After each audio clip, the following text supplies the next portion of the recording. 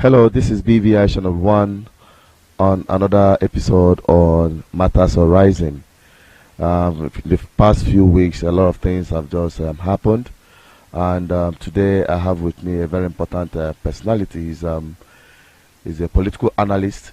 He's one of the best voices from the southeast, and today I got him around in Enugu, and we decided to talk on these biting issues. So here is Evangelist Agbo. It's a pleasure having you again. Thank you very much, Vivian. And people are invading the world like the colossus. The last time we talked about referendum, self-determination, and lots of them. In fact, it went viral because your opinion reflected the opinion of millions of people out there. But today you are on set to talk about this issue about withdrawing $1 billion from SS Crude account to fund the fight against Boko Haram. What is your opinion about that? Thank you very much. As far as I'm concerned, when I heard it, the first thing I said is that some people have decided to withdraw some money to share. And the reason why I said that is very simple. I know what it took us in 2009 for us to accept that Boko Haram is a terrorist group. There was nothing the northern oligarchy, especially the caliphate and the core north, did not do to ensure that Boko Haram was not classified as a terrorist group. And when it became obvious, when people were dying in their hundreds, when it became obvious that they could no longer hold that position, they decided to now tilt. So I do not understand why anybody would want $1 billion is about 360 billion naira. 360 billion naira. That could turn the destiny of millions of people who are dying here in the southeast. Do you know how many roads that $1 billion will build just in the southeast here where we are living? The other day I was telling them that we need to start having horse transportation because only horses can pass on the roads in the southeast. And so the first thing I thought about it is people are looking for money to share, because in the first place, why are you looking for $1 billion to fight Boko Haram that you told us 2 years ago that you have defeated? Technically. Why are you looking for $1 billion to fight the same Boko Haram that you said is not in existence? But like I always say once in some other platforms, sometimes when you set some things in motion, you never can tell where it will end. They started Boko Haram to frustrate Jonathan, to ensure that a slave will not sit on their grandfather's throne. You remember Sir Ahmadu Bello's comment on October 11, 1960, which said, and I quote, "The new nation called Nigeria should be an estate of our great-grandfather Ottoman Danfodio. We must ruthlessly prevent any change of power. We use the minority in the north as willing tools and the south as a conquered territory. We will never allow them to rule over us. We will never allow them to have control over their future." That, unquote, that future is here now. So their father's estate is Nigeria. And the question you need to ask yourself is, this $1 billion, where is it coming from? And what is it for? Where? The oil fields in the Niger Delta, the oil fields in eastern Nigeria. That's where the oil fields in Ondo State. Nigeria has 606 oil wells. We're exploiting about 193 oil wells. And 83% of the 193 oil wells are in the hand of the Northwest. So you ask yourself, where is the money come from? Is it granite money? It is money from the Southeast. They have done Northeast Development Commission, but there is no Southeast Development Commission. We took it to the House and it was defeated in the Senate and in the House of Reps. So you ask yourself, this money that they are looking for, what do they want to use it for? The same place they have destroyed by themselves. That's why they are looking for money from our territory to go and share. As far as I'm concerned, it's money to be shared. I do not think they are fighting anything, because the same Boko Haram was created by them. It was self-created. Sometimes I wish I could say all I know about Nigeria, but time will come when we shall say it, because the facts are there, and facts are facts. No matter how and where you place them.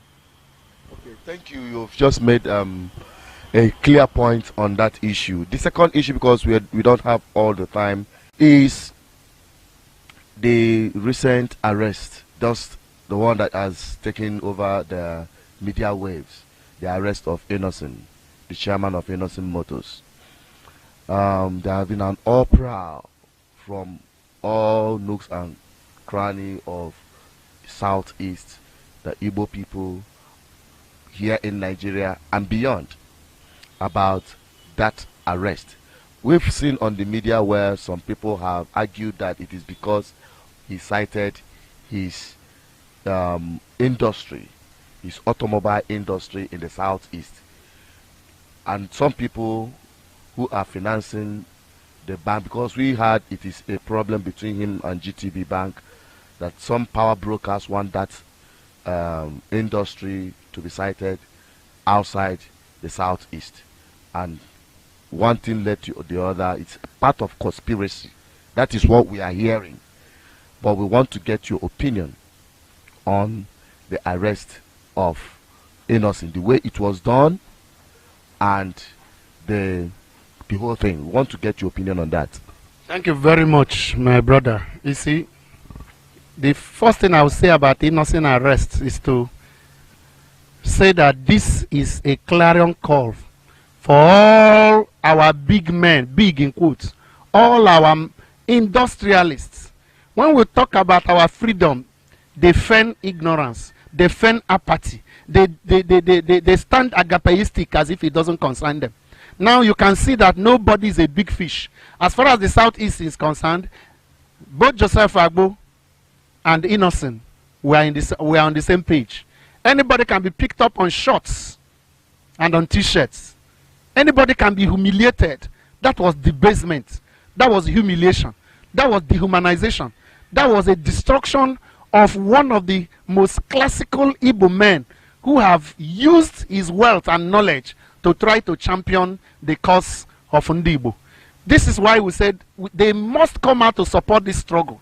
A little thing that they chip in will, and I want to salute Igbo for the way this was.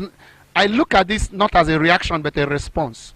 But we need to respond more sternly, because the truth is that Nigeria is their estate. And since because they think that Nigeria is their estate, they think they can just hoodwink anybody, bamboozle anybody, deceive anybody into doing whatever they want to do. The attack and the arrest of Innocent is an insult, is a humiliation of the integrity of Igbo. That there is somebody, there is somewhere, called Nigeria today, is all because of Igbo. The best hotel in Lagos today is built by an Igbo man. The best hotel in Kaduna today is built by an Igbo man. Despite the loss of 37,000 people slaughtered in 1966 in the north, the Igbo man still went ahead and started developing northern region. Today we have 44 trillion naira investment in the north. Why? Because the Igbo man believes that all he needs is a place to express himself. And because of that, that is the only reason why Nigeria has continued to exist. The day the Igbo man decides that they will no longer invest, that they will no longer go to Lagos or go to Kaduna or go to Abuja to go and put their money, that is the day that Nigeria will end. And I think it is time for us to end this country, because this country is not serving us.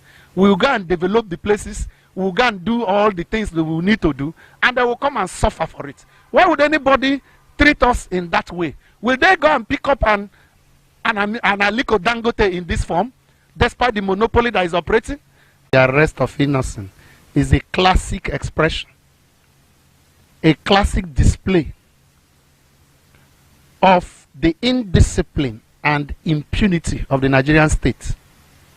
Because I do not know why Uganda arrest a man in such bravado manner, just like the Gestapo during the Hitler's period. Why will Uganda arrest a man without giving him the honor of dressing up? You arrest him on shorts for being, is he a criminal?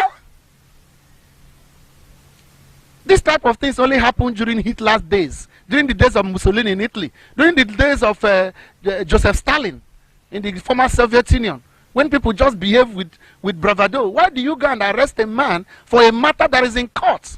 It's impunity at the highest level. It's an expression of the fact that they say that they are a state. So anytime they wake up in the morning, they do whatever they like to us.